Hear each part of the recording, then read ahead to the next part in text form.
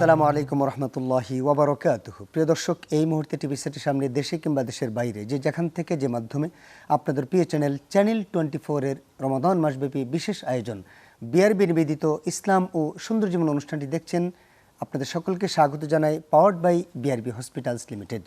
প্রিয় দর্শক, আমরা এখানে চমৎকার কিছু বিষয় নিয়ে রমাদান রিলেটেড বিষয়ে ঘনিষ্ঠ আমরা আলোচনা করে থাকি, আর আমাদের সাথে থাকেন দেশ বরণ ইসলামী স্কলারগণ।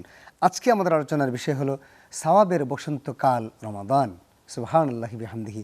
আমাদের সাথে এই বিষয়ে আলোচনা করার জন্য উপস্থিত আছেন ঐতিহ্যবাহী ইসলামী বিশ্ববিদ্যালয় কুষ্টিয়ার দাওয়া অ্যান্ড ইসলামী স্টাডিজ বিভাগের সম্মানিত প্রফেসর ডক্টর মোহাম্মদ আব্দুল কাদের।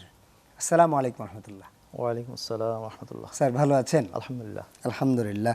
প্রিয় দর্শক, চলুন আমরা এক এক করে আমাদের স্যারের কাছ থেকে জেনে নেই কিভাবে সাওয়াবের বসন্তকাল হয় রমাদান। স্যার, বসন্তকাল বলতে আমরা বাংলায় দেখি যে বসন্তকাল যখন আসে তখন পাতাগুলো, পুরাতন পাতাগুলো ঝরে, নতুন পাতা গজায়, কোকিল ডাকে। এই বসন্তকালের সাথে রমাদানের কম্পেয়ার করা হয়েছে। স্যার, এই বিষয়ে আপনি যদি আমাদেরকে একটু বলতেন।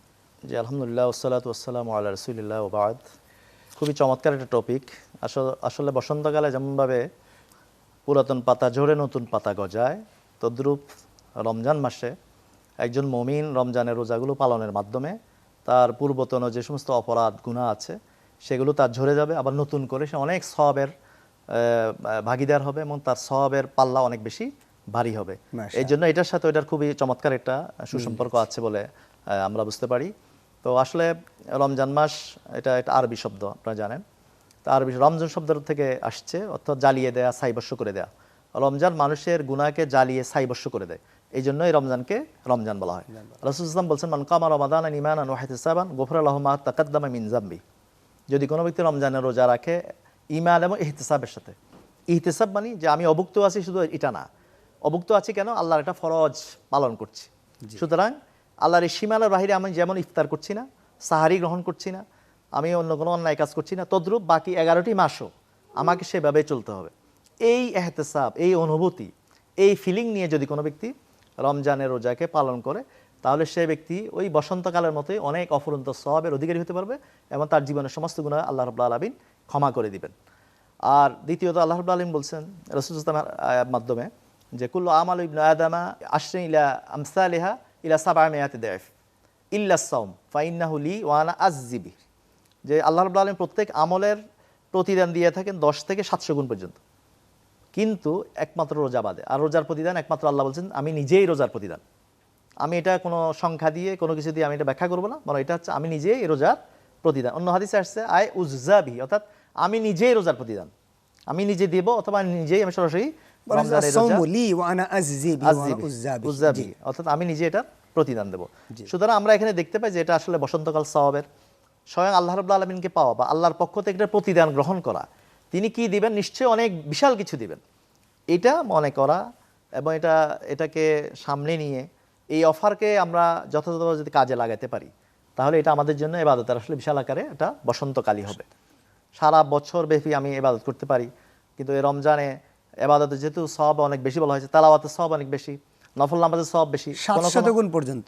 কোনো কোনো বর্ণনা আসছে একটা নফল অন্য ভাষায় ফরজের সমতুল্য, কোনো কোনো বর্ণনা আসছে একটা ফরজ 70টি ফরজের সমতুল্য। সুতরাং বারবার অফার দিয়ে আমাদেরকে উৎসাহিত করা হচ্ছে, আমাকে ইনসেন্টিভ দেওয়া হচ্ছে যে আমি যেন উৎসাহী হয়ে রমজানে আমি যেন প্রতিযোগিতা করি বেশি বেশি ইবাদত করার জন্য। যার কারণে আমরা দেখি আমাদের দেশের মুসলমানদের মধ্যে রমজানে ইবাদতের প্রতি অন্য অন্য মাসের তুলনায় অনেক আগ্রহ বেড়ে যায়। যদি এটা বাকি 11টি মাস কন্টিনিউ রাখা যায়, তাহলে আমাদের সমাজ কিন্তু অনেক ভালো একটি সমাজে পরিণত হতে বাধ্য। মসজিদে মুসল্লিদের জন্য জায়গা হয় না, মসজিদের স্থান সংকুলান হয় না, অথচ অন্য মাসে দেখা যায় ফাঁকা থাকে, ইভেন ফজর পর্যন্ত। তা আমরা চাই এই রমজানের এই শিক্ষাকে বাস্তবায়ন করে সারা মাস, সারা বছর জুড়ে আমরা যেন ইসলামকে ফলো করতে পারি এবং ইসলাম অনুযায়ী আমাদের জীবনকে পরিচালনা করতে পারি। তাহলে সুন্দর একটি সমাজ গঠিত হবে, সুন্দর রাষ্ট্র গঠিত হবে এবং আমরা শান্তি ও নিরাপত্তার সাথে এই সমাজে বসবাস করতে পারবো। চমৎকার করে আপনি বললেন যে রমাদান সাওয়াবের বসন্তকাল। ছোট্ট একটি বিরতিতে যাই, বিরতির পর আমরা ফিরে আসতে চাই। এই ইবাদত কি সবার কবুল হবে, আর ইবাদত কবুল হওয়ার জন্য আসলে কি কি জিনিস হতে হবে, এই বিষয়ে আপনার কাছে জানতে চাইব ছোট্ট একটা বিরতির পর। প্রিয় দর্শক, আপনারা দেখছেন বিআরবি নিবেদিত ইসলাম ও সুন্দর জীবন অনুষ্ঠানটি। ছোট্ট একটি বিরতিতে যাচ্ছি, বিরতির পর ফিরে আসছি। আশা করছি আপনাদেরকে পাবো ইনশাআল্লাহ।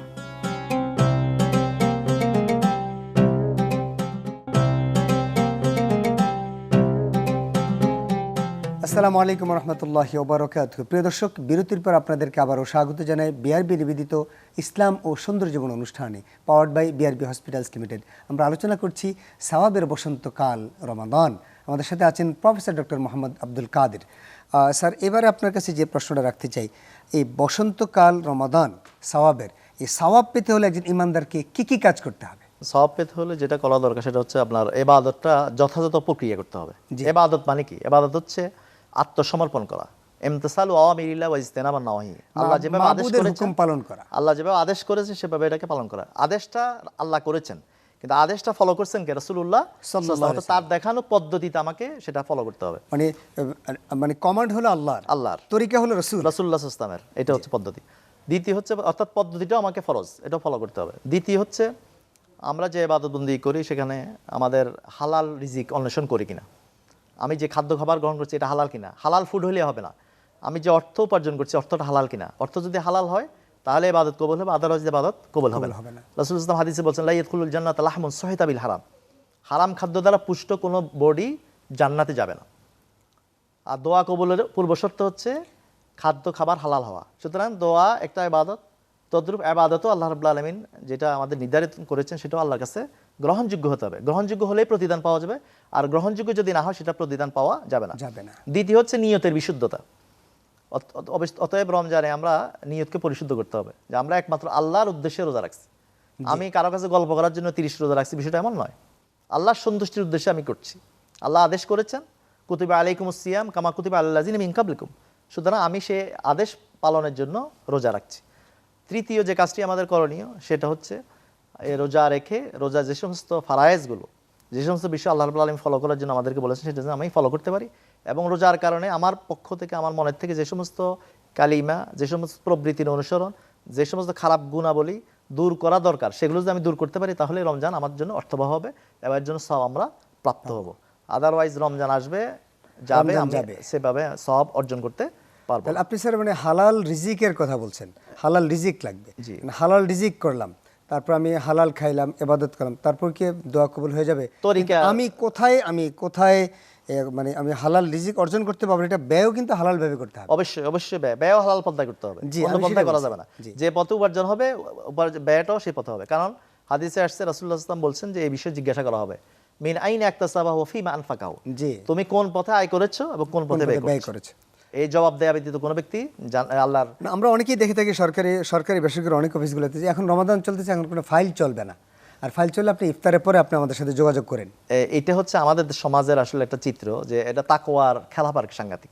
আমরা মনে করি তাকওয়া মানে হচ্ছে শুধু রমজানে ফলো করতে হবে, অন্য মাসে করা যাবে না। অথবা নামাজে যাচ্ছে, এই সময় একজন ঘুষ দিতে আসতেছে, বলছি যে ভাই নামাজ পড়ে আসি তারপর নেব, নামাজ পড়ে নাউজুবিল্লাহ মিন যালিক। এটা ঠিক না।